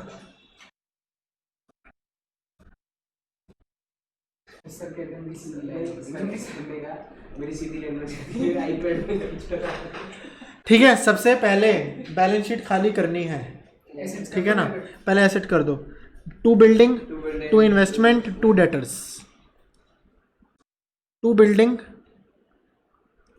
2 इन्वेस्टमेंट, 2 बाय अगर ना भी लिखो तो सही रहता है, मर्जी है, 2 डेटर्स। ठीक है, किसी में भी लिखने की जरूरत नहीं है। 1,20,000, 30,600, 1,20,000। और इसमें प्लीज़ लाइन से लिखना और कॉमा लगा के, मैं बता रहा हूँ बहुत दिक्कत हो जाएगी। 30,600, ठीक है। और फिर कितने कितने दिखाऊँ मैं डेटर्स? 34 पूरे दिखेंगे यहाँ पे, 234,000। और उसका प्रोविज़न क्रेडिट में एक लाइन, हल्की सी लाइन छोड़ के यहाँ पे, ठीक है ना, बाय प्रोविज़न। कितने का प्रोविज़न है? 4,000। मुझे ये बताओ इस प्रोविज़न की पेमेंट होगी या नहीं होगी? ये 4,000 किसी को देनी है, ये कुछ नहीं करना ना इसका। तो इसके आगे डॉट लगा दो, एक इसके आगे डॉट लगाओ, मैं बताऊंगा क्यों। इसके आगे डॉट लगाना है। क्या क्या क्या है? इसके आगे डॉट लगाना है। अगर यहाँ पे बैंक का लोन होता, उसकी पेमेंट होती, उसकी पेमेंट करनी है, उसकी पेमेंट करनी है, क्रेडिटर को पैसे देने हैं। लेकिन क्या प्रोविजन कोई है बंदा जिसको पैसे देने हैं? जिसको नहीं देने ना, उसके आगे डॉट लगा दो बस। मैं बताऊंगा क्यों कर रहा हूँ ये, पहले ये समझो। ठीक है, आगे देखते हैं। Bills receivable bank, bills receivable और गलत, बैंक अलग अकाउंट बनेगा, ठीक है ना। नहीं बनाना, लेकिन इसमें सिर्फ यही मांगे, हम सिर्फ इतने करेंगे। बिल्स रिसीवेबल कितना? 37,400, 37,400। उसके बाद है PNL अकाउंट, ये क्या करेंगे? कुछ नहीं करेंगे, बांट देंगे। एंट्री बोलो, एंट्री नहीं होगी। अरे सर उसमें एंट्री तो बोलो। PNL नहीं, हाँ वो डेबिट हो जाएंगे। हाँ सर, पार्टनरशिप लॉस है ना, ये पार्टनर होंगे डेबिट, PNL होगा क्रेडिट, ठीक है ना। गुडविल, गुडविल ये सर आज गुडविल बेचेंगे तो यहीं पे एक नॉर्मल एसेट की तरह मानेंगे, इसको डिस्ट्रीब्यूट नहीं करना, ठीक है ना। 2 गुडविल। सर जो दूसरे अकाउंट में आएगा उसको इसमें नहीं लिखना। अरे जो दूसरे अकाउंट में दूसरे में लिखेंगे, यहाँ क्यों लिखेंगे? 4,000, ठीक है। अब क्या करेंगे? Liabilities, creditors 80,000 by creditors. Creditors को पेमेंट होनी है, हाँ होनी हो गई। अभी कुछ नहीं बोला तो अभी रुक जाओ, फिर डॉट नहीं लगाना। क्रेडिटर्स 80,000, इससे एक नई चीज़ आ जाएगी, चलो वो तो। मिसेस प्रदीप स्लोन, बताओ। लोन अकाउंट है। गलत है ये, मिसेस प्रदीप से है, प्रदीप नहीं है। आउटसाइडर ही तो हो गई। आउटसाइडर, समझे? सर क्या पता वही पार्टनर हो मैसेज। अरे देख ऊपर प्रदीप लिखा है। ओके अब क्वेश्चन पता है कंफ्यूजिंग और कैसा आया था एक बार, क्योंकि जनरली ऐसा होता है कि हर बार लड़का होता है पार्टनर और मिसेस दिया होता है तो आउटसाइडर होता है। ये मिसेस थे पार्टनर्स और उनके हस्बैंड था पार्टनर, तो उन्होंने पार्टनर लोन समझ के ट्रीट कर दिया। हम पहले से क्यों ये सोच के चल रहे हैं कि प्रदीप मिस्टर ही है? तो प्रदीप बोला है। प्रदीप नहीं, अरे तू वाइफ को प्रदीप बोल रहा है क्या? मिसेस प्रदीप मतलब वो हो जाता भाई है। नवजोत सिंह सिद्धू की बीवी का नाम नवजोत है। प्लीज ये सब बातें नहीं चलेंगी, ये सब बातें नहीं चलेंगी। लेकिन क्वेश्चन और कंफ्यूज करने के लिए क्या बन जाएगा, मिसेस वाली होंगी पार्टनर्स और यहाँ पे देंगे मिसेस वाला लोन, ठीक है ना? हाँ तो फिर उसको ट्रीट तो उसको ट्रीट अलग से अकाउंट बन के ही करेगा, लेकिन एक आदत बन जाएगी ना। अब जैसे क्वेश्चंस करेंगे तो मिसेस वो लोन तो आउटसाइडर ही है, वाइफ लोन एक आउटसाइडर ही होता है। तो यहीं पे लिखेंगे, लिखो by Mrs Pradeep loan.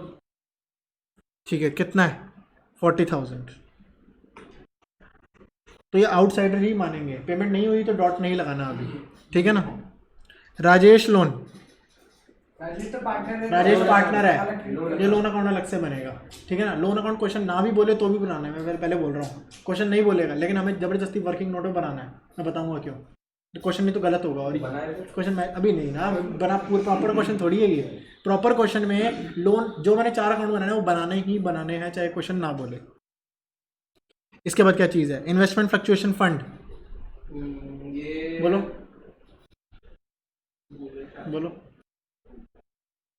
Sir ये तो सर उसको बढ़ता है ना, पार्टनर्स को नहीं बटेगा। देखो इन्वेस्टमेंट फ्लक्चुएशन फंड क्यों होता है? सर जब इन्वेस्टमेंट हमारी वैल्यू कम हो जाए अगर आगे तो फिर उससे ही एडजस्ट हो जाए। इन्वेस्टमेंट कम वैल्यू ज़्यादा कंपेयर करना, फिर प्रॉफिट लॉस निकलेगा, ये अकाउंट तो खुद कर लेता है, तो इसी में डाल दो ना, ये अकाउंट अपने आप कर लेगा, ठीक है ना? समझे? तो इन्वेस्टमेंट फ्लक्चुएशन फंड किधर दिखाऊंगा, यहीं पे बाय इन्वेस्टमेंट फ्लक्चुएशन फंड कितने का है 8,000। क्या इसकी पेमेंट करनी होती है? क्या बंदा है जिसे पैसे देने? नहीं है ना, इसका क्या पहले से डॉट लगा दो। जिसकी पेमेंट कर दी उसके आगे भी डॉट लगा दो, जिसकी पेमेंट करनी नहीं है उसके आगे भी डॉट लगा दो, और जिसकी पेमेंट करने वाले हो तो लगा के पेमेंट कर दो, डॉट लगा के पे कर दो, ठीक है ना? कोई क्वेश्चन बोलेगा लास्ट में जाके कि इसकी पेमेंट कर दी और क्वेश्चन खत्म, तो बाय डिफ़ॉल्ट इसकी भी पेमेंट हमें ऑटोमेटिकली करनी है। क्वेश्चन नहीं भी बोलेगा, लाइबिलिटी के बारे में कुछ नहीं बोला तो लाइबिलिटी मान लो ये बोला मिसेस ये मान लो ये 42 में ये मान गई, तो उस केस में इसको पे करेंगे 2 कितने दूँ 42, ज़्यादा देने पड़ गए, लॉस हो गया, लॉस ऑटोमेटिकली कैलकुलेट कर देगा, ठीक है ना? और इसके बारे में कुछ नहीं बोला तो इसको भी हमने पे किया है बाय डिफ़ॉल्ट। तो पता है तो हम ढूंढेंगे कैसे, जिसके आगे डॉट नहीं लगा हुआ मतलब इसको पे नहीं किया। तो जब क्वेश्चन खत्म हो जाए उसमें एक एडिशनल स्टेप है, देखो किसके आगे डॉट नहीं लगा, फिर डॉट लगाओ पे करो, डॉट लगाओ पे करो। तो क्वेश्चन 4 चीज़ें देगा, 4 लाइबिलिटी देगा, 3 के बारे में तो बता देगा, 1 को छोड़ देगा। मैथ सब कुछ कर जाएगा लेकिन उसके पे नहीं होगा, तो उस केस में गलत हो जाएगा क्वेश्चन। समझे नहीं समझे? करेंगे तो और समझ आ जाएगा। ये कुछ नहीं दिया हुआ तो इसी वैल्यू पे ही पे हुआ है, 80,000 है तो 80,000 पे ही पे हुआ है, सिंपल। अच्छा एसेट के बारे में मान लो इन 4 एसेट के, इन 3 एसेट के, बिल्डिंग के बारे में कुछ नहीं बोला हुआ तो कितना मिला होगा 0। ये गलत अजम्पशन है, ये गलत अजम्पशन है कि इतनी बड़ी बिल्डिंग खड़ी है उसके बारे में कुछ नहीं बोला 0, ये बेचा था उसको 0 मिले हमें, तो ये गलत अजम्पशन है। लाइबिलिटी के बारे में कुछ नहीं दिया तो पे करना है, एसेट के बारे में कुछ नहीं दिया तो 0 वैल्यू। जो एडवांस्ड पे जब ग्रेजुएशन में यही चैप्टर करोगे तो उसमें रूल अलग है, लाइबिलिटी के बारे में कुछ नहीं दिया तो पे करना है, एसेट के बारे में कुछ नहीं दिया तो पे करना है, लेकिन कोई इनटेंजिबल एसेट है उसकी वैल्यू 0 माननी है, हाँ जैसे गुडविल है, ठीक है ना? तो आपके लिए रूल है लाइबिलिटी के बारे में कुछ नहीं तो सबको पे कर दो, एसेट के बारे में कुछ नहीं तो कुछ नहीं करना। इसलिए यहाँ पे मैंने स्पेस नहीं छुड़वाई, डॉट नहीं लगवाई, लेकिन ग्रेजुएशन में यही चीज़ करोगे यहाँ पर भी डॉट वगैरह सिस्टम अपना बना सकते हैं, ठीक है ना? इन्वेस्टमेंट फ्लक्चुएशन इसकी पेमेंट नहीं होनी इसलिए पहले से डॉट लगा दिया, ठीक है ना? आगे चीज़ देखो, कैपिटल अकाउंट, ये तो कैपिटल अकाउंट में बन जाएगा, ठीक है? अब देख लेते हैं ऊपर क्या है, प्रदीप एंड राजेश पार्टनर्स है, रेशियो क्या है 3:2, they decided to dissolve. Pradeep was deputed to realize the assets and to pay off the liabilities. He was paid 1,000 as commission to his services. उसे 1,000 रुपये दिए, एंट्री बोलो। कैपिटल अकाउंट डेबिट, लोन कहाँ से आ गया? कैपिटल अकाउंट क्रेडिट, उसके capital बढ़ेगी या कम होगी? बढ़ेगी। उसको पैसे दे रहे हैं, कैपिटल बढ़ेगी। Capital account credit to cash, cash क्यों? Cash cash debit, to Pradeep capital account. Cash cash debit, पैसे कौन से आ रहे हैं? कैश क्रेडिट, पैसे कौन से आ रहे हैं? कैश दोनों ही credit। पैसे कौन से आ रहे हैं? कमीशन दे रहे हैं। अच्छा उसमें पीनल कमीशन अकाउंट बना लो फिर, और अकाउंट और नहीं बनाने हैं, 3 ही अकाउंट है हमारे रियलाइजेशन पास। To cash to. Realisation to Pradeep, बस रियलाइजेशन टू प्रदीप, अच्छा कैश तो पहले ही एसेट बना। अच्छा हाँ ठीक है। और बाद में जाके प्रदीप को पे कर देंगे उसकी कैपिटल अकाउंट का टोटल करके। ये थोड़ी एक एक करके पे करेंगे। उसकी कैपिटल अकाउंट में 1 लाख थी, 1000 रुपये कमीशन दी, 1000 रुपये ये दिया, 1000 रुपये ये दिया, वो दिया, एक एक करके थोड़ी पे करेंगे। लास्ट में जाके एक साथ सारा पे करेंगे। अभी कैश नहीं आएगा ना, बिजनेस के लिए तो नुकसान है ना। इसको 1000 रुपये दे रहे हैं, नुकसान को क्या करते हैं? डेबिट। रियलाइजेशन होगा डेबिट। इसको दे रहे हैं पैसे, इसकी कैपिटल होगी credit. Realisation to Pradeep's capital account. अब लाइन छोड़ के थोड़ा करना ताकि डिफ्रेंशिएट कर पाओ। Realisation to Pradeep's capital account 1000, ठीक है ना। क्वेश्चन पढ़ना भी नहीं है जब रियलाइजेशन का है, पहले पूरी बैलेंस शीट प्रॉपर तरीके से खाली करनी चाहिए, कोई भी दुनिया के एडजस्टमेंट हो, ठीक है ना। एडजस्टमेंट से कोई फर्क नहीं पड़ता, ठीक है। Pradeep agreed to pay of his wives loan. ये प्रदीप वाला कहाँ लिखा था? अरे यार ऊपर लिखा था ये चीज़ यहाँ पे। Pradeep agreed to pay of his wives loan. सोचो ज़रा, सर, ये उसने वो बोला, नहीं दे रखा। उसने बोला कैपिटल अकाउंट से मैनेज हो जाएगा। उसकी कैपिटल अकाउंट बढ़ेगी या कम होगी? कम होगी। कम होगी। प्रदीप को 1 लाख देने थे, उसकी वाइफ से 40,000 लेने हैं, तो उसकी कैपिटल अकाउंट में से एडजस्ट करेंगे, उसकी कैपिटल क्या होगी? 60। सर ये थोड़ा सा उल्टा है। प्रदीप मिस प्रदीप वाइफ मतलब प्रदीप लोन है, मतलब उसने लोन दिया है अकाउंट से, लायबिलिटी। लाइबिलिटी है, यस सर। मतलब पैसे देने हैं ना।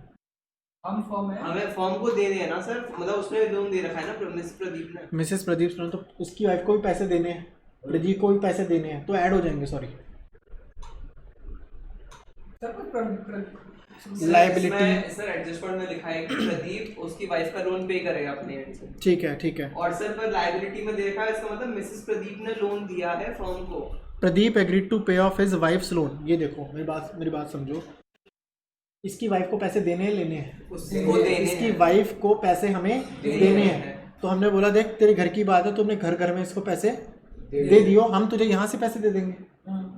अरे बात सिंपल, समझे नहीं समझे बात? ठीक है ना। तो इसकी कैपिटल बढ़ेगी कम होगी? कम हो जाएगी। बढ़ेगी। अच्छा, हाँ, इसको अगर वो 1 लाख देने दे थे रहा है। तो इसकी वाइफ के पैसे भी तो इसी तो मिलेंगे, और क्या। ठीक है ना। तो इसकी कैपिटल बढ़ेगी। एक सिंपल सी चीज, इतना दिमाग लगाने की जरूरत नहीं है। 1 मिनट के लिए मान लो, 1 मिनट के लिए मान लो इसकी वाइफ को लोन को पैसे देते, एंट्री क्या होती? इसकी वाइफ को पैसे देते, तो लोन अकाउंट डेबिट तो हो लोन जाएगा। अकाउंट लोन, अरे लोन खत्म कर दिया यार, ये लोन खत्म नहीं कर दिया था, हाँ। ये तो पहले से रियलाइजेशन टू लोन। अरे उसका वो कैपिटल अरे अकाउंट। कैश पे कर रहे हैं। तो कैश 3 ही अकाउंट बनने हैं, 3 ही अकाउंट है, रियलाइजेशन, कैश, कैपिटल, बस। इनके अलावा कोई अकाउंट बनना नहीं है। रियलाइजेशन टू कैश, हमेशा जब भी बोला ये पार्टनर कर रहा है वो पार्टनर कर रहा है, पहले कैश वाली एंट्री सुनो। कैश वाली एंट्री क्या होती है? Realisation to cash. अब इसकी जगह, अब कैश की जगह उसको रिप्लेस करो तो बंदे का नाम रियलाइजेशन टू प्रदीप। और अभी लॉजिक वाइज यही तो सोचता, प्रदीप की कैपिटल बढ़ेगी, रियलाइजेशन टू प्रदीप, वही तो एंट्री कर रहे हैं। कैश वाइज सोचो, कैश हटा के वो लिख दो, एक है लॉजिक सोचो, वो तो हमें पता है, लेकिन एग्जाम में ये थोड़ी करेंगे बैठ के इसका ये था वो था। कैश वाली सोचो और कैश को हटा के ये लिख दो। ये देख लेना किसी बुक में नहीं लिखी हुई, लेकिन यही तरीका है ना। पहले कैश, पहले एक ये एसेट कम हो गया, कैश नाम का एसेट कम हो गया, या तो कैश या तो एसेट कम होना या फिर लाइबिलिटी कम होना, दोनों तरफ से मैच ही तो हो रही है, ठीक है ना। तो ये चीज़ हो रही है। तो एंट्री क्या होगी? उसकी वाइफ का लोन पे किया, एंट्री बोलो रियलाइजेशन टू कैश, लेकिन कैश नहीं करेंगे, करेंगे to Pradeep, to Pradeep capital account. समझ गए? हर बार इस तरीके से सोचना है। एक बार बता तो दिया लॉजिक वाइज कैसे हुआ, ठीक है ना। घर में तुम देख लेना, मैं तुझे और पैसे दे दूंगा। इसी तरीके से मान लो एसेट होता है, ये पैसे मिलने होते हैं कि देख तेरी वाइफ से पैसे मिलने, हम तेरे पैसे काट रहे हैं यहाँ से, तो उसका क्रेडिट हो जाएगा, तो उसकी कैपिटल डेबिट हो जाती है ना, ठीक है ना। और मान लो उसकी वाइफ से, मतलब अब मेरे लॉजिक से सोचो, एसेट है, पैसे मिलने, एंट्री क्या होती है? कैश टू रियलाइजेशन, कैश की जगह वो लिख दो, पार्टनर टू पार्टनर डेबिट हो गया।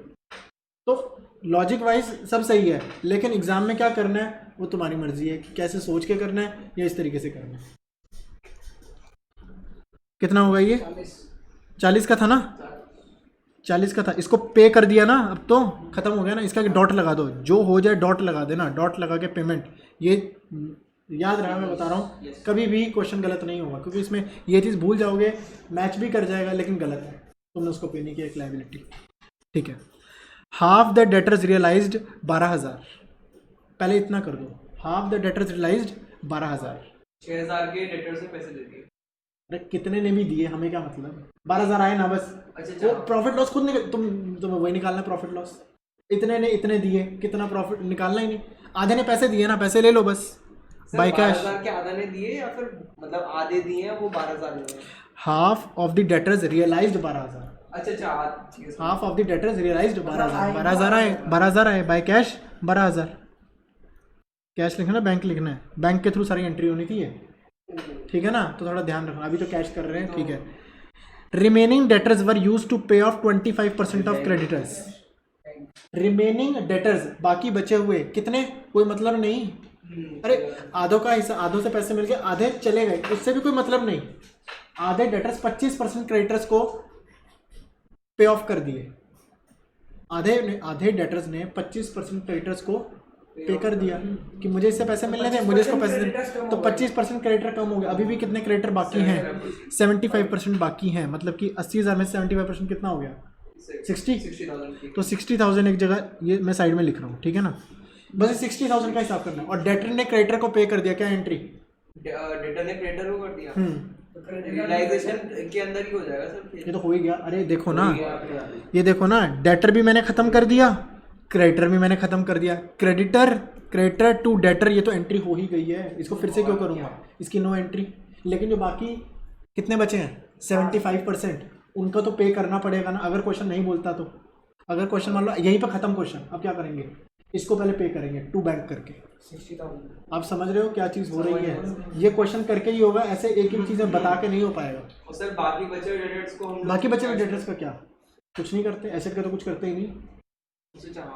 और वैसे भी दोनों का हिसाब बता दिया, आधे से मिले आधे से नहीं, अब हमें मतलब ही नहीं, डेटर को देखने की भी जरूरत नहीं है, प्रॉफिट लॉस ऑटोमेटिकली कैलकुलेट हो जाएगा, और फिर भी मैंने कैलकुलेट करके वेरीफाई कर लो वही आएगा, तो वो देख लिया आपने, ठीक है ना। अब देखो यहाँ पे investment were sold to Rajesh, entry बोलो। Sold to Rajesh, investment debit हो गया। इन्वेस्टमेंट क्यों ला रहे हो, वो सब खत्म, 3 अकाउंट आने हैं, 3 नाम आने हैं बस। कैश टू रियलाइजेशन आ गया sir, investment were sold to, नहीं हम राजेश के अकाउंट से करेंगे ना, एक नेट में करेंगे। अच्छा राजेश सर पार्टनर है, हाँ जी, हाँ तो राजेश की एक तो है जल्दी करने वाला, पहले समझो एसेट बेचा तो एंट्री क्या होती है, कैश टू रियलाइजेशन, कैश की जगह काट के राजेश लिख दो, राजेश टू रियलाइजेशन। दूसरा तरीका सोचने का, मुझे राजेश को मान लो कितने पैसे देने थे, राजेश की कैपिटल है 42,000, राजेश को मैंने 42 देने थे, मैंने कहा भाई ये ले 27,000 के इन्वेस्टमेंट लेके चले जा मेरी, ठीक है ना, 27,000 तो पे कर ही दिया ना, अब उसको कितने पैसे देने हैं, 42 माइनस इतने देने, माइनस मतलब कि कैपिटल कम कर रहे हैं ना, कैपिटल कम करना मतलब कैपिटल को डेबिट कर रहे हैं, और एंट्री यही तो की। एक है, सोच लो, सोचना आना चाहिए, क्योंकि काम का कुछ भी नहीं है, एंड ये जो तरीका है ये एग्जाम के लिए सही है, लेकिन किसी को बताने के लिए कहीं कोई पूछेगा तो उस चीज़ के लिए समझ आना चाहिए चीज़, ठीक है ना। इसकी एंट्री होगी राजेश टू रियलाइजेशन, ठीक है ना, Rajesh to realisation by Rajesh. इसका भी एक और शॉर्टकट बताता हूँ, किसी को ये भी नहीं लगता, मान लो किसी को कैश वाला भी सोचना नहीं है, इससे भी आसान तरीका बताता हूँ। कितने का सर राजेश? 27 का क्या चीज़ नहीं आई बोलो, एसेट बेचा, एंट्री बोलो। एसेट बेचा, हाँ sir cash to asset, cash to realisation. Realisation, asset तो पहले से सारे खत्म हैं, अच्छा कैश को काट के राजेश लिख दो बस, और कुछ करना ही, राजेश टू रियलाइजेशन, ठीक है ना। क्या उससे भी आसान तरीका, ये देखो ज़रा, जब भी एसेट बिकेंगे तो यहाँ पे लिखेंगे, और जब भी लाइबिलिटी को कुछ होगा तो यहाँ पे लिखेंगे। मेमोरेंडम, राजेश इन्वेस्टमेंट बेच गया, राजेश इन्वेस्टमेंट लेके गया ना, इसकी एंट्री उल्टी साइड होगी, इसकी वाइफ को पेमेंट की थी ना, देखो यहीं तो लिखा है, और क्या इससे और क्या आसान करा है, ये बढ़िया लगा। बात सारी ये है सोचने की, एक है लॉजिक सोच लो, दूसरा कैश वाला सोच लो, वो भी नहीं, चलो कैश भी नहीं पता होता, कैश बढ़ता है तो क्या करते हैं, तो ये सोच लो, ठीक है ना। तो तरीके वही बात है, प्रैक्टिस कर करके वो तरीके आते हैं, ठीक है। बिल्डिंग रियलाइज्ड 152, कितने का फायदा, कितने का फायदा, 32,000 अपने आप निकलेगा, अपने आप निकलेगा, निकालना ही नहीं, चल लाइबिलिटी साइड लिख, वहां तो निकालते थे ना, वहां निकालते थे, अब निकालना ही नहीं, Liability कितने का? बाय कैश, बाय कैश, जो मर्जी, अब कैश शुरू हो रहा है तो कैश लिखेंगे अब हम पूरा, कैश ऑन ऑलवेज लिखा ही बैंक ही लिख सकते कोई बात नहीं। 152 हमें फ़ायदा नुकसान निकालना ही नहीं, हमें कोई फ़र्क नहीं पड़ता। तो इससे इजी चीज़ कोई नहीं है अगर सोचे तो, लेकिन इसमें एक अलग सोच एक लानी पड़ेगी। Remaining creditors were to be paid, लो उसने बोल दिया, बाकी क्रेडिटर्स का क्या करना है बोल दिया, नहीं बोला होता तो नॉर्मली पे कर देते। Remaining creditors were to be paid after 2 months, मतलब वैसे तो उन्हें पैसे कब देने थे, 2 महीने बाद। उनको वो कह रहे हैं अभी पैसे ले लो, हम आपको 10% डिस्काउंट पे आप मुझे पे कर लो। 54,000 पे कर दो। नहीं टू कैश कितने के बचे थे, 60,000 के बचे थे ना, कितना डिस्काउंट दे रहे हैं, 10%, साल का है पर एनम, और कितने हम पे 2 महीने बाद पैसे देने, तो 2 महीने का तो डिस्काउंट लगेगा। 60,000 के डेटर्स बचे थे, 60,000 का 10% तो साल का डिस्काउंट है। अगर मुझे किसी को 1 साल बाद पैसे देने होते तो 10% डिस्काउंट, लेकिन 2 महीने देते तो 2 महीने का डिस्काउंट लगेगा। 1,000 आ गया ना, 1,000 डिस्काउंट, या 60 डिस्काउंट। अब क्या करूंगा मैं, 59 पे कर लेते हैं। और 1,000 कुछ नहीं करना, 1,000 ऑटोमेटिकली नुकसान कैलकुलेट कर लेगा, हमें सिर्फ पे करना है। तो 2 पहले डॉट लगाना है, फिर पे करना है। टू कैश 59,000, अब सब पे हो गए ना। देख लो वो बाई चांस की बात है कि सारे पे हो ही गए, अगर नहीं होते तो बाकी बचे हुए भी हम पे कर देते। बाय बैंक से कर देते सर, 2 बैंक से। हाँ। Bills receivables were settled at a loss of 1400, मतलब बिल्स रिसीवेबल से बस जितना आया उतना ही लिख दो। कितना आया, 1400 कम आया ना इसमें। 1400 कम आए, कितने के थे, 37, हाँ सर 36 37,400 के थे। 36 1400 के नुकसान पे हमें पैसे मिल गए। 36,000 1400 का नुकसान कहीं नहीं आएगा, लेकिन जो पैसे मिले वो आएंगे, तो नुकसान ऑटोमेटिकली कैलकुलेट हो जाएगा। कितना, 36 बाय कैश। एक मिनट को ऐसे कर सकते हो, मैं बताता हूँ इसको ना करने का, मैं अगले क्वेश्चन में कराऊंगा, अभी के लिए ऐसे ही लिख दो। 36,000। इसके बाद क्या, रियलाइजेशन एक्सपेंसेस 2,500, रियलाइजेशन एक्सपेंसेस 2,500, बोलो। सर रियलाइजेशन बनाने के लिए खर्चा डेबिट कर दो सर, वो कैश अकाउंट में नहीं आ जाएगा। ये देखो, ये ऊपर पहले लाइन क्या थी, Pradeep was deputed to realise the assets, कि भाई सारे रियलाइजेशन वगैरह तू करेगा, सारे खर्चे इसके, प्रदीप को मिलेगा सर 2,500। सारे खर्चे इसके नहीं मिलेंगे। उसको 1,000 रुपये किस लिए दिए थे ये, उसको बोला था भाई देख 1,000 रुपये तेरे हैं, जो खर्चा है सब तेरा है, हमें नहीं पता हर खर्चा जो मर्जी आए, हमें जो मर्जी आए, कुछ नहीं फर्क पड़ता। मैंने 1,000 रुपये दिए, अब जो मर्जी हो तेरा है वो, इस 2,500 का कुछ नहीं करेंगे। बात समझे नहीं समझे, कुछ भी नहीं करेंगे। मैंने उसे पहले से ही बात कर ली, देख 1,000 रुपये तुझे दे रहे हैं, खर्चा 500 आया तो भी तेरा, खर्चा नहीं आया तो भी तेरा, खर्चा ज़्यादा आया तो भी तेरा, हमारा कुछ नहीं। समझे बात, क्या चीज़ हो रही है। रियलाइजेशन हो गया, ये 2,500 है, कहीं भी नहीं आएगा। सर कैपिटल अकाउंट तो क्यों आएगा? इसमें नहीं, कैपिटल अकाउंट जब बनाएंगे तब कैपिटल अकाउंट में नहीं आएगा, क्यों आएगा। मैंने आपको 1,000 रुपये दिए कि आप खर्चा पूरा देखोगे, जो भी है खर्चा मुझे उससे मतलब नहीं है, खर्चा तुम अपने आप से पे सर, उसके करोगे। अकाउंट का हिसाब नहीं कराएंगे। अरे तो बोल तो दिया ना, वो अपनी जेब से देगा घर पे से। वो अपनी जेब से देगा जो भी होगा उसका, ओके बाकी सारा खर्चा तेरा है। तुम्हें 1,000 रुपये दे रहे हैं इस चीज़ के, खर्चा कम है ज़्यादा है तुम्हारा है, वो हमारे लिए तो सिर्फ 1,000 ही खर्चा है ना, ठीक है ना। तुम 100 रुपए घर की 900 की इनकम सर ऐसा नहीं कर सकते कैपिटल में से हटा दें 2,500 उसके। कुछ नहीं करना यार, खर्चा मैंने बात पहले से हुई है हमारी, ठीक है ना, यही था हमारा। चलो अब निकालो प्रॉफिट लॉस, क्यों निकालने हैं, निकालो ना, कैलकुलेट करेगा तो सर। प्रॉफिट लॉस बिल्कुल वही करनी निकालो। निकालना पड़ता है। ये तो अब ये तो निकालना पड़ेगा। तो इससे ये मुझे सबसे इंटरेस्टिंग लगता है डिसोल्यूशन वाला। और यही चीज़ अब इसमें मैंने एक चीज़ जो है जो रियल लाइफ में गलत दी हुई है यहाँ पे, एक तो कि बिल्डिंग से कुछ नहीं मिला। देखो बिल्डिंग के बारे में कुछ बोला था, चलो ठीक है बोल दिया था, इन्वेस्टमेंट भी बोल दिया था, डेटर सबके बारे में बोल दिया था, ठीक है। तो सर यहाँ पे सब कुछ प्रैक्टिकल है। प्रैक्टिकली गलत है एक चीज़ जो तुम पे एहसास नहीं कर पा रहे। सोचो सर ये सब वो थोड़ी ना है, क्या नहीं है, एग्जैक्ट वैल्यू को क्या एग्जैक्ट वैल्यू है आगे, एग्जैक्ट वैल्यू अरे देखो ना, एग्जैक्ट वैल्यू में तो बेचा है, पैसे मिले क्या? कैलकुलेट करिए कितना है। भूल हो गया कितना कैरी किया था मुझे एक बार इसका आंसर देखने दो, क्योंकि 2500 वाला ना, मैं ये वाले 2500 उससे एक बार कंफ्यूज हूँ ज़रा। कितना आ रहा है? 33,000 Loss. ये वाली साइड Loss. ज्यादा है। प्रॉफिट है यस सर। 19, इसमें 90% क्वेश्चन में बोला मैं भूल गया। 33 अरे यार फिर से निकालना पड़ेगा। निकालो, फिर लिख लिया करो ना, लिख लिया करो। बहुत देर लगेगी। मैं एक बार ना चेक कर लेता हूँ कि वैसा है नहीं। 30,500 30,500 ये कैसे आ रहा है? कैलकुलेशन करो तो। रुको ज़रा, और क्या? ये देखो ना, यहाँ पे 600 भी तो है, यहाँ पे 600 भी तो है ये। अरे वो तो कर लिया था। 600 भी है, 400 अच्छा 600 भी है। मैं बताता हूँ ज़रा। सर 369 आ रहा है इस साइड में मेरा टोटल। मतलब एक साइड का क्यों निकाला, पूरे का निकाला? 33 आ रहा है ना, 2500 को लेंगे। मैं इसका रीज़न बताऊंगा क्यों। वो रियलाइजेशन एक्सपेंसेस नहीं है, दूसरे एक्सपेंसेस हैं। अभी मैंने रियलाइजेशन वाला पॉइंट नहीं कराया, अभी नॉर्मल इसको खर्चा डालो, मैं बताऊंगा इसका लॉजिक। इसको नॉर्मल अपना खर्चा डालो, नॉर्मल खर्चे को पे किया to bank. Realisation to bank. ये 2,500 डलेगा यानी कि हाँ खर्चा है ना, ये खर्चे को डेबिट करते हैं टू कैश। 2500 30,500 आ गया। ठीक है ना। अभी मैं चीज़ बताता हूँ, वो चीज़ गलत थी, वो चीज़ मैं बोल रहा हूँ वो चीज़ गलत है। ठीक है, अब ये देखो ज़रा, ये जो 1000 हैं, इसको 1000 किस लिए मिले थे? एसेट को बेचने के। भाई तू एसेट बेचियो और लाइबिलिटी को पे ऑफ करियो, तू पूरा मैनेज करियो, तेरे को इस चीज़ के लिए 1000 रुपये दे रहे हैं। लेकिन रियलाइजेशन एक्सपेंसेस में और भी एक्सपेंसेस आते हैं, सारे लीगल फॉर्मेलिटीज़, ये सब चीज़ें, तो ये सब चीज़ों के 2500 एक्सपेंसेस हैं। अगर ऊपर बोलता है कि रियलाइजेशन खर्चे के लिए इसको दे रहे हैं पैसे, तो उस केस में ये एंट्री नहीं होती।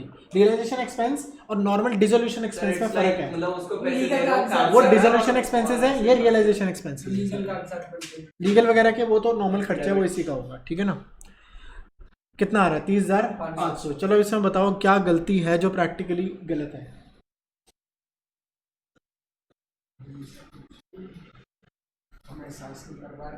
बिल्कुल, मैं बताऊंगा तो बिल्कुल पहचान जाओगे, बताऊंगा तो पहचान जाओगे। ऐसे करूंगा लेकिन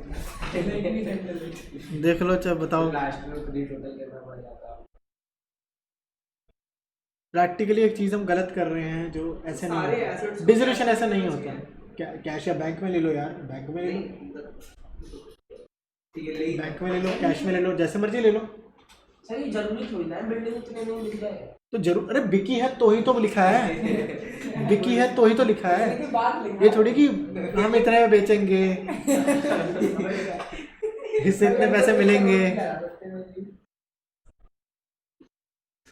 बोलो क्या गलत है इसमें प्रैक्टिकली?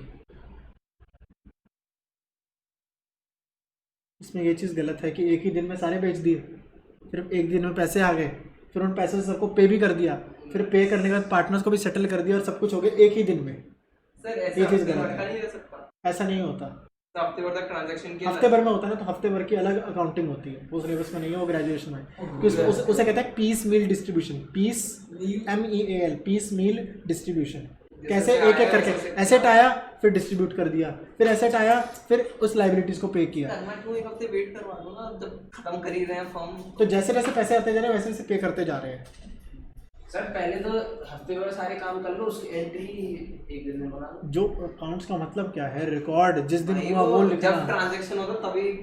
अब पैसे आए, सबसे पहले क्रेडिटर को पे किया, फिर पैसे आए, फिर बैंक के लोन को पे किया, फिर पैसे आए किस तरीके से, फिर उनकी रेशियो में करना, फिर बाकी पार्टनर्स के करना, तो एक एक करके वो बनता है, पीस मील डिस्ट्रीब्यूशन होता है। तो ये है जो क्या 8 नंबर का क्वेश्चन आता ही आता है। बस हाँ जी, बस क्या? बस के 8 नंबर पूरे हैं, ये आधा घंटा लगेगा। तो इसके साथ मैं इस वीडियो को एंड करता हूँ। Thank you.